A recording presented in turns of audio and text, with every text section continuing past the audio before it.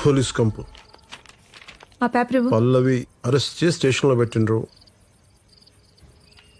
జరీనా తను జరీనా దివ్య తెలుసుకున్నావుగా, పేపర్ ఇవ్వు. మంచిగానే ప్లాన్ చేశారు. ఫ్రైడే పికప్ చేశారు. బెయిల్ రానికుండా. మత్తులో ఏం మాట్లాడుతావో తెలియట్లేదా? అది నాన్ బెయిలబుల్ వారెంట్, ఎలాగైనా బెయిల్ రాదు.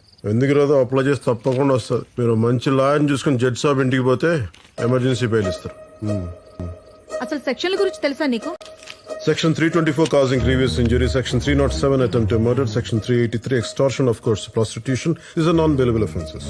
But you can apply for emergency bail plea, that is under Code of Criminal Procedure Section 437. అదేంటంటే చిన్న పిల్లలకి ఆడోళ్ళకి నాన్ బెయిలబుల్ అఫెన్సెస్ లో కూడా బెయిల్ మంజూరు చేయొచ్చు.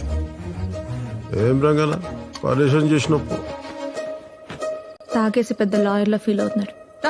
ఆయన ఒక మాట అన్నాడంటే దానికి విలువ ఉంటది. ఏదన్నా చేసిండంటే అందరికీ ఉపయోగం ఉంటది. ఎవరు? అతను చెప్తానా?